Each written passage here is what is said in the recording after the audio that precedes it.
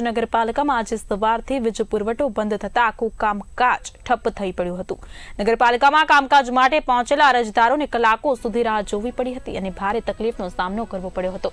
ખાસ વાત એ છે કે નગરપાલિકા ખાતે મુકાયેલ જનરેટર પણ બેકાર સાબિત થયું છે, કારણ કે તેનું વિધિવત રીતે કાર્યરત ન થવાનું કારણ વાયરિંગ અને વહીવટી મંજૂરીનો અભાવ છે। વિપક્ષ નેતા શમશાદ અલી સૈયદે આ મામલે લાઇટ વિભાગ પર આક્ષેપ કરતા જણાવ્યું કે છેલ્લા 4 મહિનાથી ફાયર ટેન્ડરિંગમાં અટવાઈ છે અને લાઇટ વિભાગ નિષ્ક્રિય છે। ચીફ ઓફિસર હરીશ અગ્રવાલે સ્પષ્ટતા આપી હતી કે જનરેટર માટેની કામગીરી સામાન્ય સભામાં ચર્ચાઈ ગઈ છે અને ટૂંક સમયમાં તે કાર્યરત કરવા માટે પગલાં લેવાશે।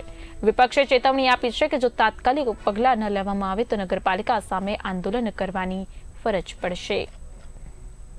ભરૂચ નગરપાલિકામાં આજ રોજ જીઈબી દ્વારા જે વીજ કાપ મૂકવામાં આવ્યો હતો, ત્યારે આજે સોમવારનો દિવસ છે।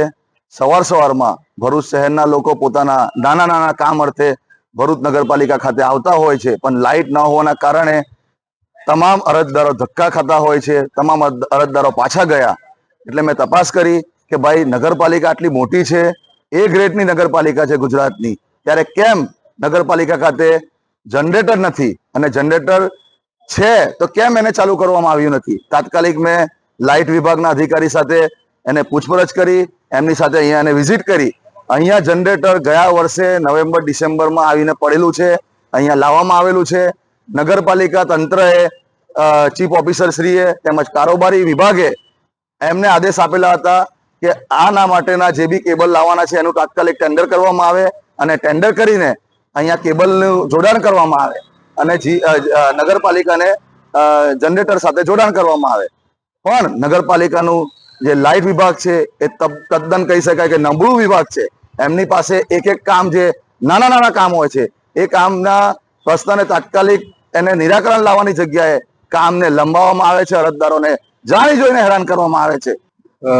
ભરૂચ નગરપાલિકામાં લાઇટ ના હોય ત્યારે કામગીરી અટકે નહીં એ માટે નગરપાલિકા દ્વારા જનરેટરની વ્યવસ્થા કરવામાં આવેલ છે, પરંતુ આ જનરેટર માટે એના ઇન્સ્ટોલેશન માટે એનું કેબલિંગ વગેરે કામગીરી કરવાની થાય છે, જેના માટે સામાન્ય સભામાં ખર્ચ પણ મંજૂર કરવામાં આવેલ છે અને એની ટેન્ડરિંગ અને એ કાર્યવાહી હાલમાં વહીવટી પ્રક્રિયા હેઠળ છે।